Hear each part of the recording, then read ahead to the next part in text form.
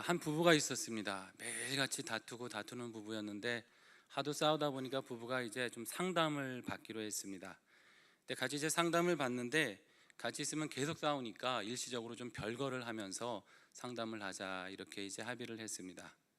이제 자녀가 3명이 있었는데 막내가 그러면 아빠 때문에 키우지 못했던 그런 고양이를 좀 키우면 어떻겠냐라고 이렇게 제안을 합니다.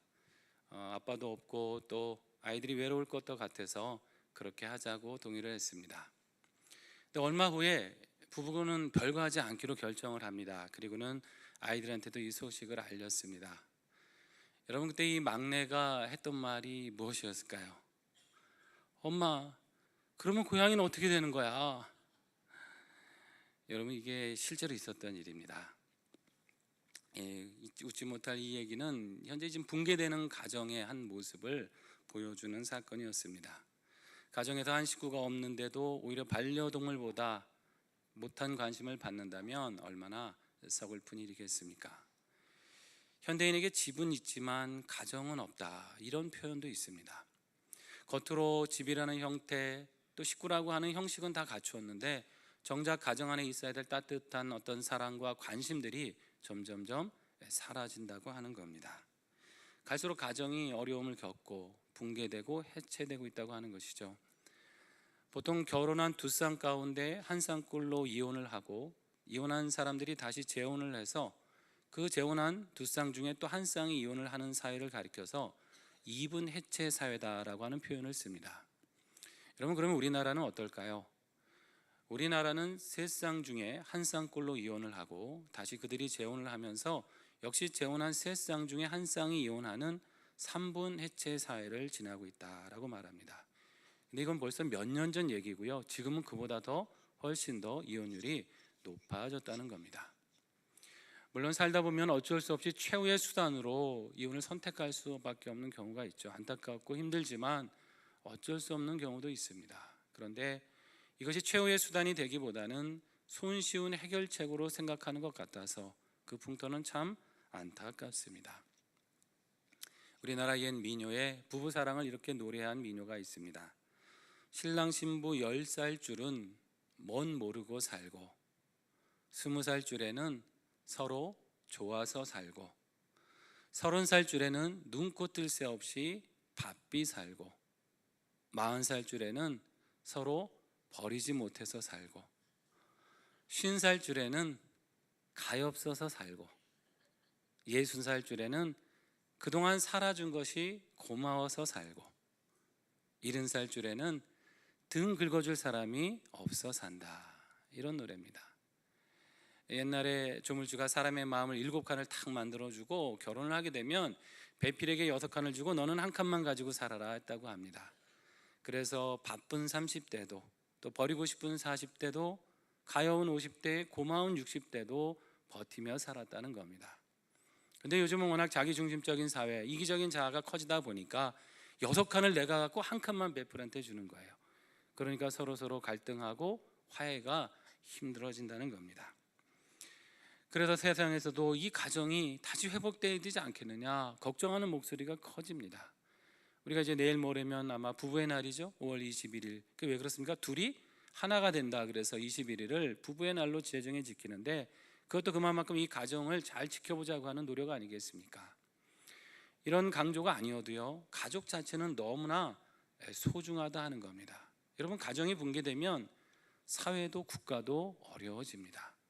여러분, 교회도 그렇습니다. 교회도요, 건강하고 아름다운 가정들이 세워갈 때에 생명력이 있고 힘이 나는 것이지 그렇지 않으면 우리 교회도 힘을 잃게 된다고 하는 겁니다.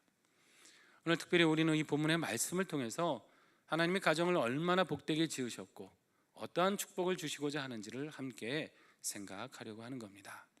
여러분, 1절 말씀 한번 보시기 바랍니다. 여호와를 경외하며 그의 길을 걷는 자마다 뭐가 있다고요? 복이 있도다 말씀합니다. 여호와를 경외하는 자. 여러분, 우리가 가정을 통해 바라는 게 있다면 뭐겠습니까? 그래도 행복 아니겠습니까? 우리 식구들 행복하게 건강하게 잘 살면 좋겠다는 게 누구나 바람인 것이죠. 어느 민족이나 이 복을 마다할 민족은 없습니다. 우리나라 역시 복을 참 좋아하지 않습니까? 오죽하면 새해 인사가 뭐예요? 새해 복 많이 받으세요. 이 복이 한 해 동안 가득하기를 우리는 서로 축복하지 않습니까?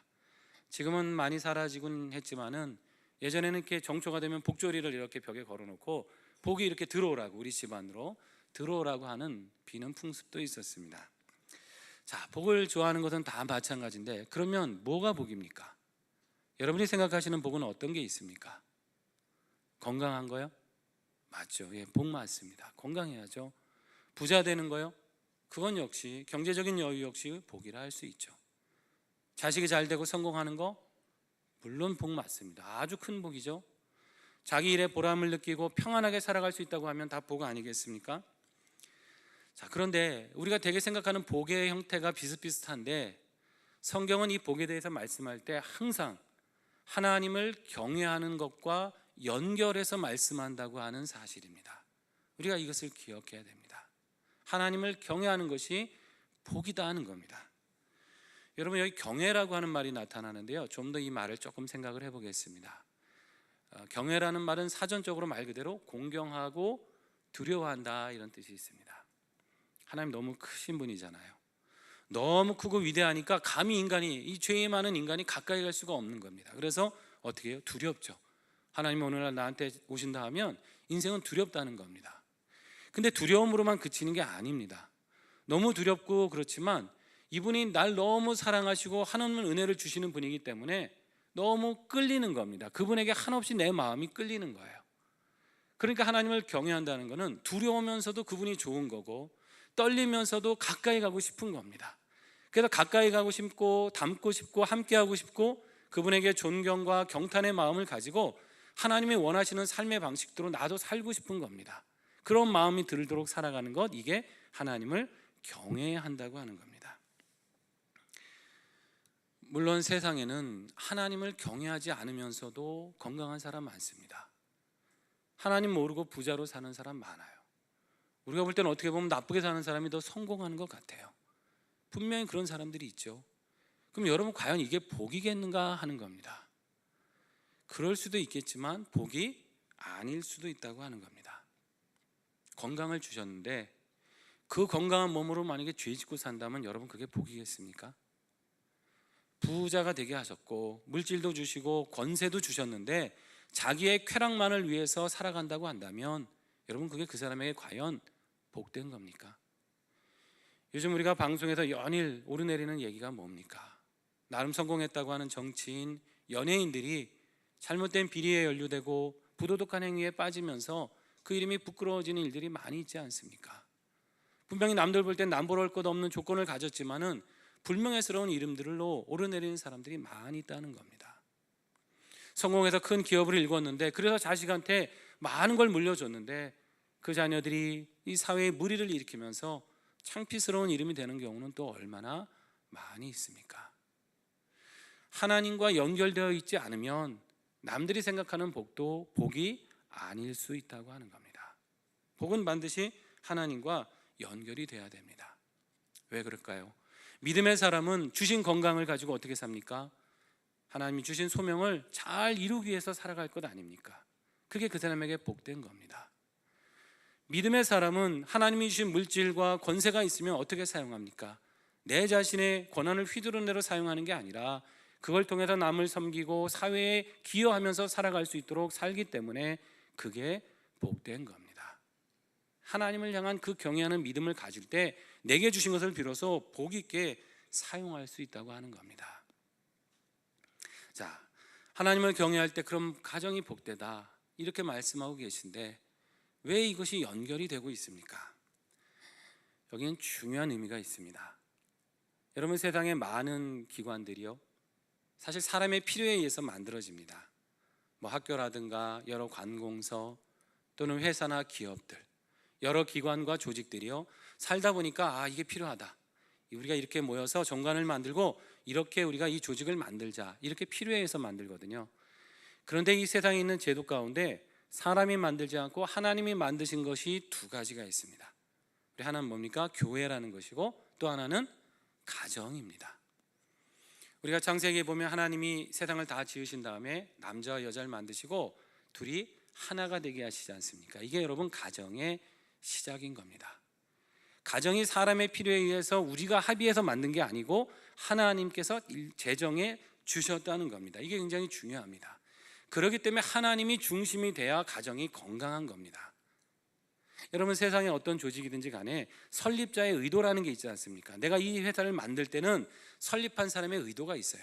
이 학교를 세울 때는 설립한 사람의 의도가 있어요. 그래서 그 의도가 거기에 잘 반영이 되면 그 기관이 건강하게 기능하는 겁니다. 그렇다고 한다면 가정을 하나님이 세우셨다고 한다는 건 누구의 의도가 반영이 되어야 된다는 겁니까? 하나님의 의도가 우리 가정에 반영이 되고 그 뜻이 우리 가정에 이루어질 때 가정이 가장 건강하고 복될 수 있다고 하는 겁니다. 마치 우리 교회가 하나님이 함께 하시고 하나님의 구원의 역사를 드러낼 때 건강한 것처럼 가정도 하나님이 함께 하시고 그분을 예배하는 성소가 될 때 비로소 건강하게 기능한다는 겁니다. 다시 말하면 우리의 가정은요, 그냥 남자 여자 좋아서 살고 자식 낳고 살고 하는 차원이 아니라 하나님을 예배하는 믿음의 예배의 공동체라는 겁니다. 여기서 하나님의 말씀이 나눠져야 되는 것이고 하나님을 향한 기도가 소리가 울려 퍼져야 되는 것이고 하나님을 향한 진리의 말씀들이 계승되어 가야 한다는 겁니다. 그때 우리의 가정이 복되다고 하는 것이에요. 여러분, 실제로 초대교회에 보면 교회가 어디서부터 시작한 줄 아세요? 가정에서부터 시작을 합니다. 갑자기 어느 날 이렇게 건물 세워갖고 예배 드렸겠습니까? 그게 아니거든요. 예루살렘에 보면 마가의 다락방에서 모여서 기도하죠. 고린도에 가면 가이오라는 사람의 집에서 또 예배를 합니다. 빌립보에 갔더니 거기는 누디아라고 하는 여인의 집에서, 또 골로새 지역에 갔더니 빌레몬이라고 하는 사람의 집에서 교회가 시작되는 겁니다. 교회가 이 가정의 원형이에요. 즉 가정이 있을 때 교회가 생겨나기 시작한다고 하는 겁니다. 인생은 그렇기 때문에 이 가정에서 하나님을 예배하는 법을 배우기 시작합니다. 가정을 통해서 책임감을 배우고 성실함을 배우고 또 사랑하는 인성들을 이 가정을 통해 배우게 된다는 겁니다. 여러분, 우리 상현의 가족들이 이러한 믿음 안에서 예배하는 공동체로 굳게 서시기를 축복합니다. 이게 우리에게 주신 큰 복입니다. 이것만 될 수 있다고 한다면 나머지는 더하여 주시는 은혜입니다. 한번 그 더하여 주시는 축복을 살펴보겠습니다. 2절 말씀 한번 보시면, 내가 네 손이 수고한 대로 먹을 것이라 내가 복되고 형통하리라 말씀합니다. 자, 수고한 대로 먹을 것이다. 이 말씀 보니까 하나님께서는 우리가 거두려고 할 때 우리의 손으로 직접 수고하고 애쓰고 노력하기를 원하시는 것이죠. 그런데 우리가 수고는 하지만 거두게 하시는 분은 누구라는 겁니까? 하나님이시다 하는 겁니다. 여러분, 이 당시 사회에서 농사를 지으면요, 이게 다 거둘 수 있는 게 아니었습니다. 수확을 할 때쯤 되면 이방 민족이 쳐들어옵니다. 그래가지고 그 곡식을 다 빼앗아가 버려요. 그뿐입니까? 자연재해라도 만나게 되면 어떻게 됩니까? 열심히 봄에 씨 뿌리고 김 메고 애썼는데 수확할 때쯤 되니까 가뭄이 찾아온다든지 홍수가 난다든지 한파가 몰아치면요, 수출이 없는 겁니다. 가끔 메뚜기 떼가 또 와가지고 싹 쓸어가 버리면 곡식 한 톨 남기지 않고 그렇게 다 쓸어가 버리거든요. 수고는 분명히 사람이 했는데 그걸 보살피고 결실케 하시는 분은 하나님이시다는 것입니다.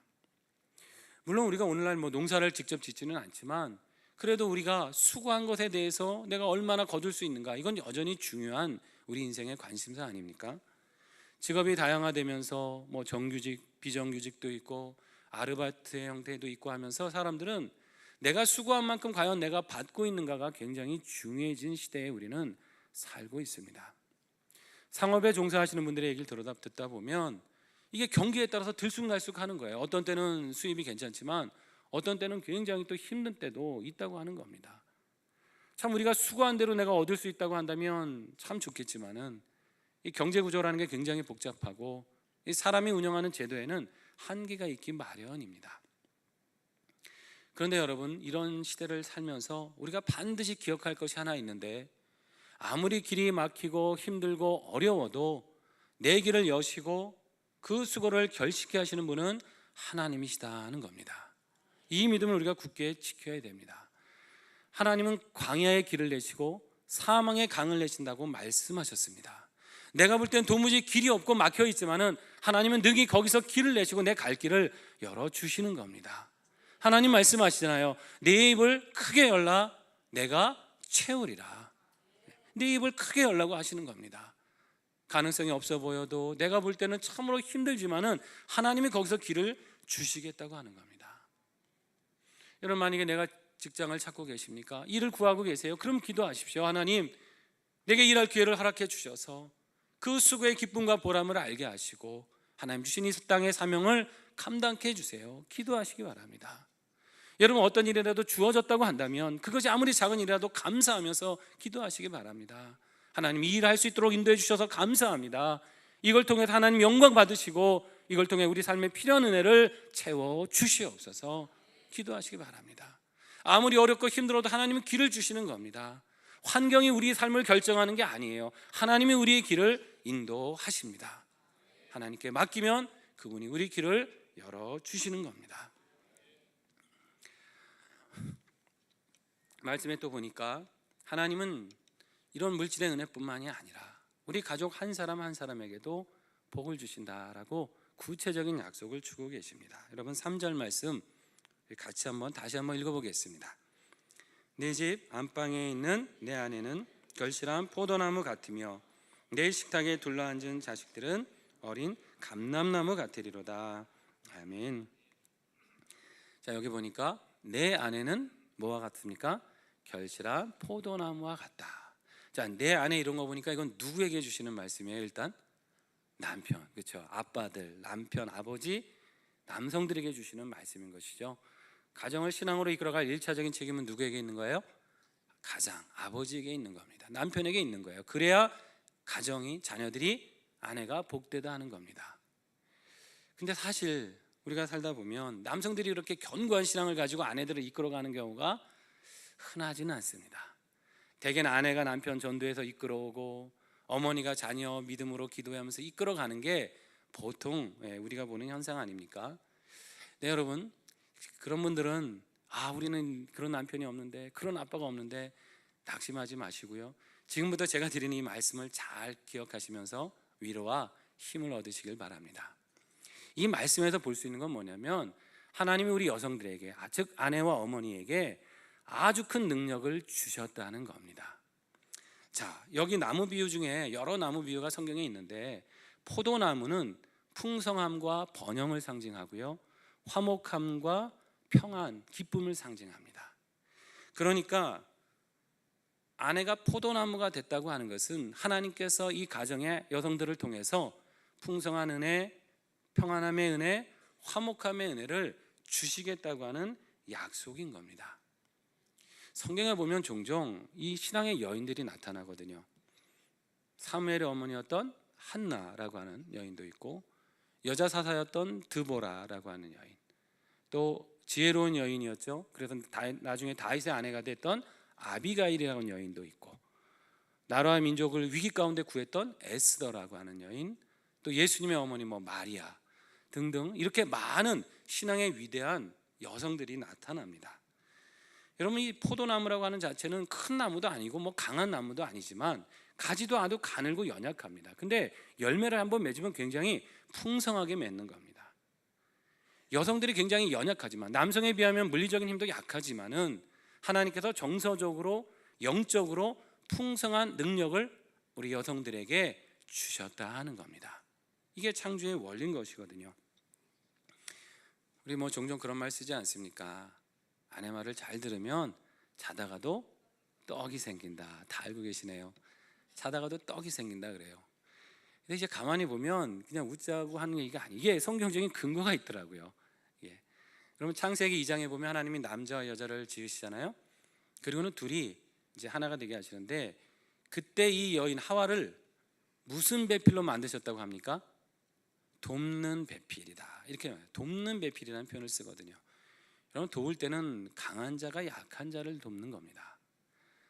여러분, 이 돕다라는 단어가 에제르라고 하는 단어를 쓰는데요, 이 말은 하나님이 우리를 도와주실 때, 즉 내가 너를 도와주리라 하실 때 쓰는 단어와 똑같은 단어입니다.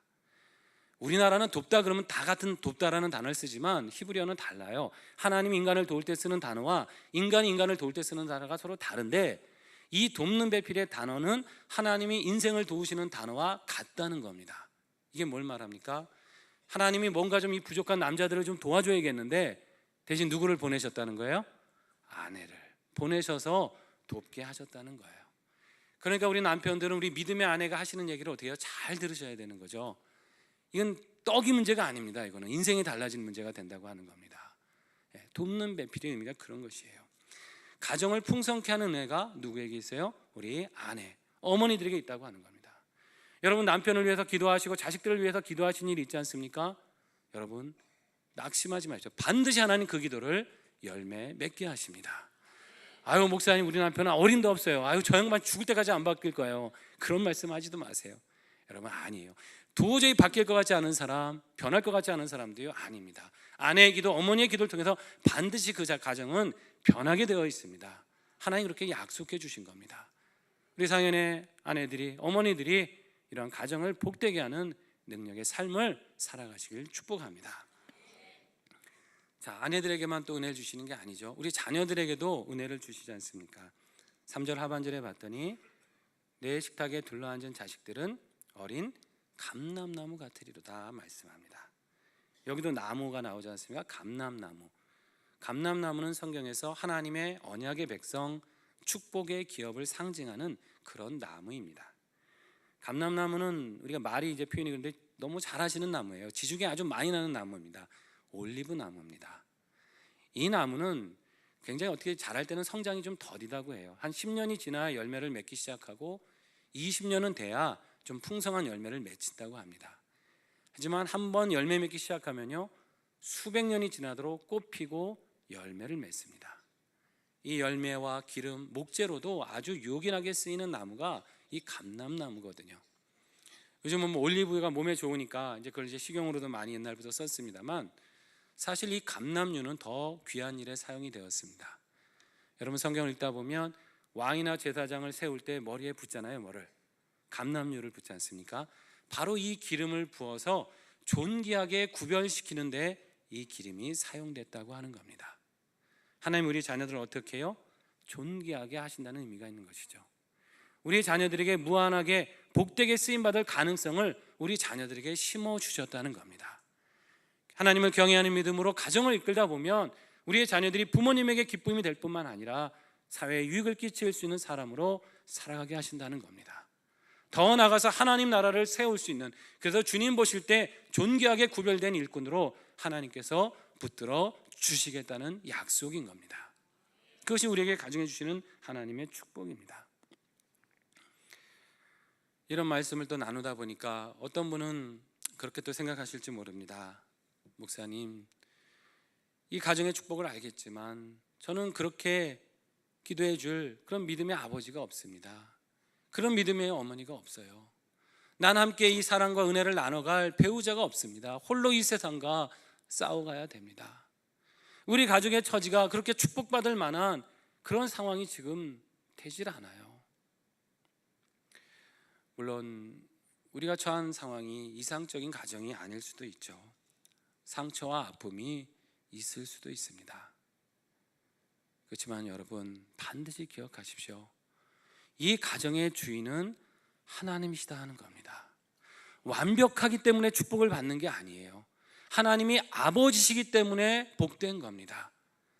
여러분, 내가 아버지의 부재를 느낄 때가 있습니다. 하나님이 우리의 아버지가 되어주시는 겁니다. 내가 남편의 부재를 느낄 때 예수님이 우리 신랑이 되어주시는 겁니다. 우리의 가정이 완벽하고 모든 게 갖추어졌기 때문이 아니라 하나님이 이 가정의 아버지가 되셔서 주관하고 계시기 때문에 복된 겁니다. 완벽할 수가 없죠. 어느 가정이 완벽해서 축복을 누립니까? 부족하고 연약하지만 불완전하지만 하나님이 계시긴다는 사실 때문에 우리 가정은 언제든지 이 축복이 잠재되어 있는 겁니다. 그 싹을 틔워가는 겁니다. 우리가 때로는 넘어지고 연약하지만 이 가정 안에서 다시 힘을 얻게 되는 겁니다. 누군가 잘못하고 실수를 해도 사랑으로 덮고 일어설 수 있는 힘이 이 가정에 있다고 하는 겁니다. 그래서 가정은 축복의 못자리인 겁니다. 작은 모를 심기만 하면 이게 언제 자랄까 싶고 이게 뭐가 될까 싶지만은 그것이 어느가 자라서 결실하고 열매를 맺는 풍성한 결실을 이룰 수 있는 곳, 그것이 바로 가정이라는 겁니다. 여러분, 우리가 그 작은 싹을 틔우려고만 하면 하나님은 그 모를 자라게 하셔서 우리의 가정에, 아내에게, 자녀들에게 물질의 은혜 풍성하게 예비하시는 겁니다. 이뿐만이 아니고요, 이 축복은요 우리 당대에 그치는 게 아니라 우리 공동체로 퍼져나가고 우리 자손 대대로 그 대를 이어가게 하신다라고 약속을 합니다. 5절과 6절 말씀입니다. 여호와께서 시온에서 내게 복을 주실지어다. 너는 평생의 예루살렘의 번영을 보며 내 자식의 자식을 볼지어다. 이스라엘에게 평강이 있을지로다. 아멘. 여기 시온이라고 하는 말이 나오는데, 시온은 그 당시는 하나님의 성전이 있는 곳을 가리켰습니다. 근데 이스라엘이 하도 고난을 겪다 보니까 이제는 그 성전의 장소의 개념을 넘어서서 하나님이 우리를 붙들고 계시다, 이 민족 공동체의 정신을 가리켜서 시온이라 그랬습니다. 그리고 더 나아가서 아무리 우리가 고난과 어려움 가운데 있을지라도 하나님은 다시 우리를 회복시킨다고는 소망을 품는, 그걸 가리켜서 이제 시온이다 그랬습니다. 그래서 이스라엘은 이것을 시오니즘이라 그러잖아요. 이 마음을 가지고 그렇게 고생하고 어려운 고난을 겪으면서도 이 신앙이 구심점이 되어서 가정도 지키고 공동체도 지켜냈던 겁니다.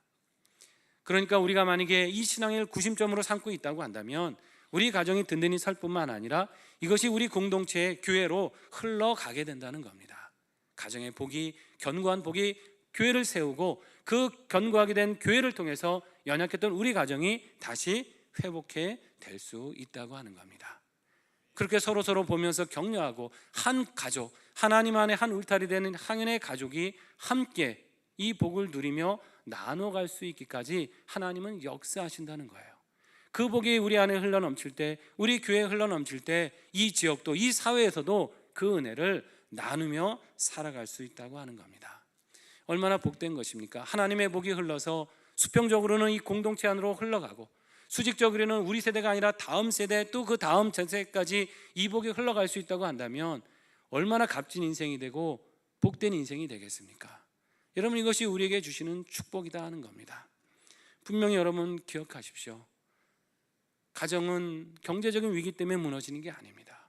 어렵고 힘들고 갈등하니까 가정이 무너지는 게 아니에요.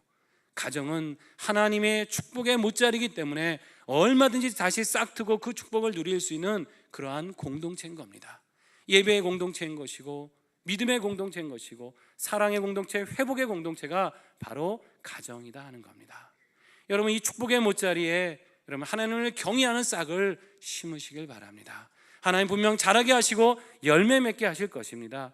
지금은 안 보이고 힘들고 어려운다 할지라도 하나님을 붙드는 믿음으로 우리 가정에 이 싹을 심을 수만 있다고 한다면 하나님께서는 반드시 그것을 풍성케 하셔서 가정의 번영으로, 또 다음 세대의 축복으로, 우리 공동체의 큰 은혜로 임하여 주실 것입니다. 이러한 가정 이루어가시는 우리 귀한 상현의 가족들 다 되시기를 주님의 이름으로 축원합니다. 기도하겠습니다. 아버지 하나님, 은혜를 감사드립니다. 우리에게 복된 가정을 주시고 하나님을 예비하며 많은 축복을 누릴 수 있는 은혜를 예비하여 주심을 감사드립니다. 하나님의 아버지가 되어 주시옵소서. 하나님이 친히 붙들어 주셔서 우리의 가족들이 복되게 하여 주시고 수고한 대로 결실케 하여 주시며 이 험난한 세대에 가정해 주시는 그 은혜로, 그 공동체의 힘으로 다시금 승리하며 살아갈 수 있는 믿음의 가족들 되게 하여 주시옵소서. 예수님의 이름으로 기도하옵나이다. 아멘.